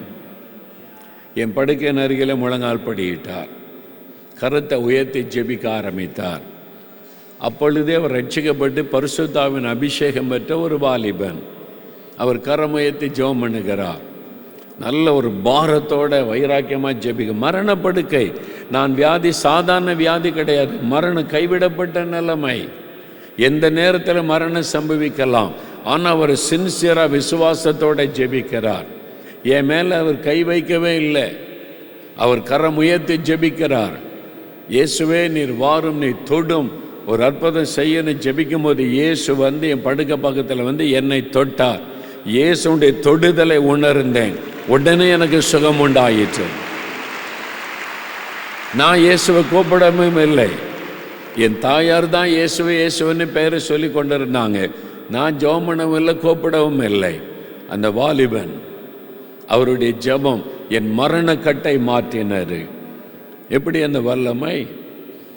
அபிஷேகம் பெற்ற ஒவ்வொருவரையும் கர்த்தர் பயன்படுத்த விரும்புகிறார். உங்களை ஆண்டவர் பயன்படுத்த விரும்புகிறார், எலியாவாக பயன்படுத்த விரும்புகிறார். நீங்க ஜெபிச்சா அற்புதம் நடக்கும், நீங்க ஜெபிச்சா மரண கட்டுகள் மாறும், நீங்க ஜெபிச்சா பிசாசு ஓடும், நீங்கள் ஜெபம் பண்ண அற்புதம் நடக்கும். அல்லேலூயா. ஆண்டவரே, என் மூலமாக நீர் இந்த அற்புதத்தை செய்யணும் இயேசுவை சார்ந்து நின்றால் உங்களை பயன்படுத்தி ஆண்டவர் தன் வல்லமை வெளிப்படுத்த ஆயத்தமாயிருக்கிறார். ஒவ்வொருவரும் எலியாக்களாக எழும்பணும். ஆண்டவருக்கான ஒரு வைராக்கியம் இருக்கணும். இயேசுவை ஜனங்களுக்கு காண்பிக்கணும் என்ற வைராக்கியம் இருக்க வேண்டும். ஆண்டவர் என்ன சொல்றாரோ அதை மாத்திர செய்யணும். எலியாவை போல கருத்தா ஜெபிக்கணும். அப்ப ஆண்டவருடைய வல்லமை உங்க மூலமா வெளிப்படும். நம்ம தேசத்திற்கு இன்றைக்கு தேவை எலியாக்கள். ஆண்டவர் சொல்லுகிறார், இயேசு இந்த உலகத்தில் வந்து எழுப்புதல் திட்டத்தை நிறைவேற்றணுமான முதலாவது எலியா வந்தாகணும். இந்த கடைசி காலத்திலேயும் ஆண்டவருடைய வருகைக்கு முன்பாக இந்த நாட்களிலேயும் எலியாக்கள் எழும்பியாக வேண்டும். அதுக்கு தான் ஆண்டவர் உங்களை எலியாவாக பயன்படுத்த விரும்புகிறார். எத்தனை பேர் இதை விசுவாசிக்கிறீங்க? என்னை எலியாவாக கர்த்தர் பயன்படுத்துவார், நான் ஜெபிச்சால் அற்புதம் நடக்குன்னு எத்தனை பேர் விசுவாசிக்கிறீங்க? எல்லாரும் எழுந்து நில்லுங்க, எல்லாரும் எழுந்து நில்லுங்க. இப்போ ஆண்டவரை பார்த்து நாம் ஜெபிக்கும் போது ஆண்டவருடைய வல்லமை உங்கள் மேலே இறங்க போகிறது. எலியாவின் மீது இறங்கின ஒரு வல்லமை, எலியாவின் மீது இருந்த ஒரு அபிஷேகம், எலியாவை பயன்படுத்தின தேவன் உங்களை பயன்படுத்த போகிறார். ஆண்டவருடைய சமூகத்தில் உங்களை ஒப்புக்கொடுத்த ஆண்டவரே, இந்த கடைசி கால எழுப்புதல் திட்டத்தை நிறைவேற்ற முந்தி எலியா வந்தாக வேண்டுமே, முந்தி எலியாவை நான் அனுப்புவேன் என்று சொன்னீரே, இதோ எலியாவாக நான் வருகிறேன். நீங்க சொல்லுங்க, சொல்லுங்க ஆண்டவரை பார்த்து, எலியாவாக நான் வருகிறேன், என்னை அனுப்பும், என்னை பயன்படுத்தும், நான் உம்முடைய நாமத்தை உயர்த்துவேன், உம்முடைய நாமத்தை மகிமைப்படுத்துவேன், உம்முடைய நாமத்தின் மகத்துவத்தை யாவரும் அறிந்து கொள்ளும்படிக்கு நான் செய்வேன். ஆண்டவரே, எலியாவின் தேவனே, எலியாவாக என்னை பயன்படுத்துங்க. ஒப்பு கொடுத்து ஜெபம் பண்ணுங்க, ஜெபம் பண்ணுங்க. 2 நிமிடம் தான் ஜெபம் பண்ணுங்க. என்னையும் ஆண்டவர் எலியாவாக பயன்படுத்த வேண்டும். என் மூலமாக எழுப்புதல் திட்டம் நிறைவேற்றப்பட வேண்டும். இந்த எழுப்புதல் காலத்தில் ஆண்டவர் என்னை எலியாவாக பயன்படுத்த வேண்டும். அப்படி விரும்புகிறவர்கள் வலதுகரம் உயர்த்தி ஜெபம் பண்ணுங்க, ஜெபம் பண்ணுங்க, ஜெபம் பண்ணுங்க. எலியாவை போல என்னை பயன்படுத்துங்க ஆண்டவரே. உங்க கிராமத்தில், உங்க தெருவில், உங்க பட்டணத்தில், நீங்க வசிக்கிற இடத்துல, வேலை செய்யற இடத்துல நீங்க தான் எலியா, நீங்க தான் தெரிந்து கொள்ளப்பட்ட எலியாக்கள். உங்களை கொண்டுதான் அவர் வல்லமை விளங்க பண்ண போகிறார். உங்க மூலமா தான் அற்புத அடையாளங்கள் நடக்க போகிறது. உங்களை பயன்படுத்தி தன் வல்லமை வெளிப்படுத்த போகிறார். ஆண்டவரே, அந்த அபிஷேகம், அந்த வல்லமை எலியாவின் மீது இருந்த அபிஷேகமும் வல்லமையும் என் மீது இறங்கட்டும் இப்பொழுது. ஆண்டவரே, எலியாக்கள் வேண்டும் என்று கேட்டீரே, இதோ இவர்களை எலியாக்களாக எழும்ப பண்ணுவீராக. அந்த அபிஷேகம் இறங்குவதாக ஒவ்வொருவர் மீதும், ஒவ்வொருவர் மீதும், ஒவ்வொருவர் மீதும் எலியாவின் அபிஷேகம் இறங்கட்டும் ஆண்டவரே. எலியாக்களாக எழும்ப பண்ணுவீராக. கடைசி நாட்களிலே எலியாவை அனுப்புவேன் என்று சொன்னீரே ஆண்டவர். அந்த பெரிதும் பயங்கரமான நாள் வருவதற்கு முன்பாக எலியாவை அனுப்புவேன் என்று சொன்னீரே. இதோ இருக்கிறார்கள் உம்முடைய எலியாக்கள், எங்க இருக்கிறார்கள்? எலியாவின் தேவனே, அக்கினி இறங்குவதாக, வல்லமை இறங்குவதாக, அபிஷேகம் இறங்குவதாக, எலியாக்களாக எழும்ப பண்ணுவீராக. ஒவ்வொருவரையும் எலியாக்களாக எழும்ப பண்ணும், எலியாக்களாக பயன்படுத்தும், வல்லமை வரங்களினால் நிரப்பி பயன்படுத்தும். இங்க இருக்கிற ஒவ்வொருவரையும் எலியாக்களாக நீர் பயன்படுத்தணும் ஆண்டவரே, பயன்படுத்தணும். அல்லேலூயா. எல்லாரும் வலதுகரம் உயர்த்தி என்னை எலியாவை போல பயன்படுத்தி இந்த எழுப்புதல் திட்டம் என் மூலமாய் நிறைவேறணும். இந்த பெரிதும் பயங்கரமான கர்த்தருடைய நாள் வரும் முன்பாக எலியாவை அனுப்புவேன் என்று சொன்னீரே, அந்த எலியாவின் அபிஷேகம் என் மேல இறங்கட்டும். யோவான் ஸ்நானகர் மீது இறங்கின எலியாவின் அபிஷேகம் என் மேல இறங்கட்டும் ஆண்டவரே. மரித்தோரையும் எழுப்புகிற அபிஷேகம், அக்னியை இறங்க பண்ணுகிற அபிஷேகம், மழை வானத்தை அடைக்கிற அபிஷேகம், வானத்தை திறக்கிற அபிஷேகம் என் மேல இறங்கட்டும். என்னை பயன்படுத்தும், எலியாவை போல பயன்படுத்தும். கேளுங்கள் இப்பொழுது. ஒவ்வொருவரையும் நிரப்புங்க ஆண்டவரே, அக்னியினாலே நிரப்புங்க ஆண்டவரே, வல்லமை படுத்துங்க ஆண்டவரே. ஒவ்வொருவரையும் நீர் பயன்படுத்த வேண்டும் என்று உம்முடைய அபிஷேகம் இறங்கட்டும் இவர்கள் மேல. எலியாக்கள் இங்கிருந்து புறப்படட்டும், எலியாக்கள் இங்கிருந்து புறப்படட்டும். எலியாவாக இவர்களை அனுப்பவும், எலியாவாக அபிஷேகம் பண்ணும் அனுப்பவும் ஆண்டவரே. இவர்களை கொண்டு அற்புத அடையாளங்களை நீ செய்யணும். அல்லேலூயா. உமக்கு நன்றி ஆண்டவரே. உம்முடைய வல்லமை அனுப்பினீர், உம்முடைய அக்னியை அனுப்பினீர். ஒவ்வொருவரையும் எலியாக்களாக மாற்றிவிட்டதற்காய் ஸ்தோத்திரம். எலியாவின் அக்னி இவர்களுக்குள் இறங்கி விட்டதற்காய் ஸ்தோத்திரம். எலியாவை பயன்படுத்தினதை போல இவர்களை நீர் பயன்படுத்த போகிற அன்பிற்காக ஸ்தோத்திரம். ஒவ்வொருவரையும் பயன்படுத்தும். பரிசுத்த ஆவியினாலும் வல்லமையினாலும் வரங்களினாலும் இவர்களை அபிஷேகம் பண்ணி அனுப்புகிறதற்காய் ஸ்தோத்திரம் ஆண்டவரே. இனி இவர்களை மூலமாய் சாத்தானுடைய கட்டுகள் அறுக்கப்பட போகிறதற்காய் ஸ்தோத்திரம். வியாதியஸ்தர் குணமாக்கப்பட போகிறதற்காய் ஸ்தோத்திரம். உம்முடைய எழுப்புதல் அங்கேனே பரவ போகிறதற்காய் ஸ்தோத்திரம். அதற்காக உம்முடைய கரத்தில் ஒப்பு கொடுத்து ஒவ்வொருவரையும் எலியாவாக நீர் பயன்படுத்த அர்ப்பணித்த நான் செபிக்கிறேன். கடைசி கால எலியாக்களாக உம்முடைய பிள்ளைகள் எழும்பி உம்முடைய நாமத்தை மகிமைப்படுத்தட்டும். அப்படியே நீர் ஆசீர்வதியும். உம்முடைய அன்பின் கரத்தில் அவளை ஒப்பு கொடுத்து அனுப்புகிறோம். இயேசு கிறிஸ்துவின் நாமத்தில் ஜெபிக்கிறோம் பிதாவே, ஆமென். For further details and prayer support, contact Jesus Redeems Ministries, Nalumavudi, Thoothukudi District, 628-211. Our phone number 04639 353535. info@jesusredeems.org. Our website www.jesusredeems.com. God bless you.